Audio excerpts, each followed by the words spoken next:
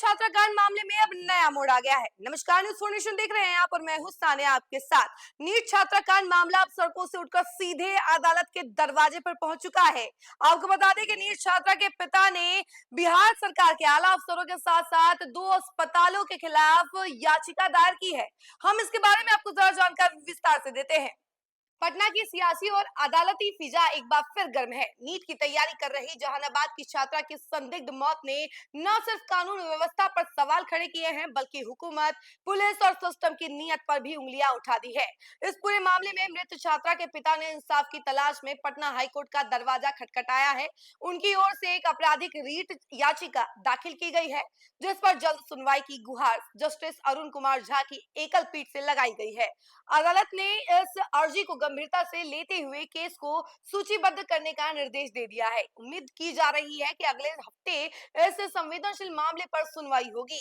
यह महज एक पिता की फरियाद नहीं, बल्कि उस शिक्षा पसंद पीढ़ी की चीख है जो बड़े शहरों के हॉस्टलों में अपने ख्वाबों के साथ रह रही है। याचिका में गृह विभाग के प्रधान सचिव, स्वास्थ्य विभाग के प्रधान सचिव, डीजीपी, पटना के एसपी, चित्रगुप्त नगर थाना प्रभारी रोशनी कुमारी समेत कई आला अफसरों को प्रतिवादी बनाया गया है। इसके साथ ही शंभू गर्ल्स हॉस्टल के मालिक श्रवण अग्रवाल, नीलम अग्रवाल, आंसू अग्रवाल, वार्डन चंचला और मकान मालिक मनीष कुमार के नाम भी शामिल हैं। इलाज से जुड़े डॉक्टर प्रभात मेमोरियल हॉस्पिटल, डॉक्टर सतीश जय Prabha Medanta super speciality hospital और सहज सर्जरी को भी कटघरे में खड़ा किया गया है। इसी मामले में पटना हाईकोर्ट में एक जनहित भी दायर की गई है। ये जनहित याचिका सुषमा कुमारी की ओर से उनकी अधिवक्ता अलका वर्मा ने दायर की है। इस जनहित याचिका में नीट की तैयारी कर रही छात्रा की संदिग्ध परिस्थितियों में मृत्यु हुई है। पुलिस द्वारा जो जांच की जा रही है वह किसी ठोस नतीजे पर नहीं पहुंची है। इससे भ्रम की स्थिति उत्पन्न हो गई है। इसीलिए पटना हाईकोर्ट में ये जनहित याचिका में मांग की गई विभिन्न हॉस्टलों के सुरक्षा व्यवस्था और विशेषकर महिला हॉस्टलों की सुरक्षा, वहां के क्रियाकलापों और उनके लिए बने प्रावधानों को सख्ती से हाईकोर्ट लागू कराए।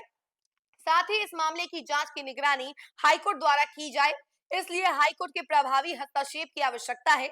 बता दें कि मृत छात्रा जहानाबाद की रहने वाली थी। 5 जनवरी 2026 को हॉस्टल में आई और 6 जनवरी 2026 को उसे बेहोश पाया गया। फिर उसे एक अस्पताल में भर्ती कराया गया। वहां उसकी मौत 11 जनवरी 2026 को हो गई।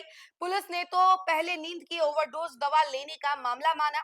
मृत छात्रा 5 जनवरी 2026 को पटना के हॉस्टल में आई थी और पूरा हमने आपको मामला बताया और 11 जनवरी को उसकी मौत हुई थी। और शुरुआत में पुलिस ने नींद की दवा का ओवरडोज बताया था, लेकिन पोस्टमार्टम रिपोर्ट आने के बाद बलात्कार और जोर जबरदस्ती के एंगल से जांच शुरू हुई। अफसोस की बात यह है कि इतने गंभीर आरोपों के बावजूद अब तक कोई ठोस नतीजा सामने नहीं आ पाया है। लेकिन पोस्टमार्टम रिपोर्ट आने के बाद इसे बलात्कार और जोर जबरदस्ती के एंगल से पुलिस ने जांच शुरू किया है, लेकिन कोई ठोस नतीजा नहीं निकल पाया। इसी बीच इस मामला ने जनहित का रूप ले लिया है। सुषमा कुमारी की ओर से अधिवक्ता अलका वर्मा ने पटना हाईकोर्ट में एक जनहित याचिका दाखिल की है। इस याचिका में कहा गया है कि छात्रा की मौत संदिग्ध हालत में हुई, लेकिन पुलिस जांच किसी ठोस नतीजे तक नहीं पहुंच पाई। इससे भ्रम और अविश्वास की स्थिति पैदा हो गई है। जनहित याचिका में मांग की गई है कि महिला हॉस्टलों की सुरक्षा व्यवस्था, वहां के क्रियाकलाप और बनाए गए नियम कायदों को हाईकोर्ट सख्ती से लागू कराए। साथ ही इस पूरे मामले की जांच की निगरानी अदालत स्वयं करे, ताकि इंसाफ पर से धूल हट सके। तो देखा आपने कि किस तरीके से अब नीट छात्रा के पिता ने ये मामला सीधे हाईकोर्ट तक पहुंचा दिया है। याचिका दायर कर दी है आला अफसरों के खिलाफ जो भी इस मामले से जुड़े हैं, और इसके साथ ही साथ हॉस्टल संचालक और हॉस्टल से जुड़े जितने लोग हैं उनके खिलाफ भी उन्होंने याचिका दायर की है। अब इस मामले में अगले हफ्ते तक सुनवाई हो सकती है। तो देखा आपने कि अब इस मामले में हाईकोर्ट की तरफ से भी डिसीजन आना है और इसको लेकर इंतजार भी कर रहे हैं उनके परिजन। अभी ये मामला सीबीआई के हाथ में है, सीबीआई जांच करेगी हर एंगल से, लेकिन इसी के साथ साथ ये मामला जो है अब अदालत में भी पहुंच चुका है। इस खबर में फिलहाल के लिए इतना ही। ऐसी तमाम अपडेट के लिए जुड़े रहे हमसे और देखते रहे न्यूज़ फॉर्नेशन। धन्यवाद।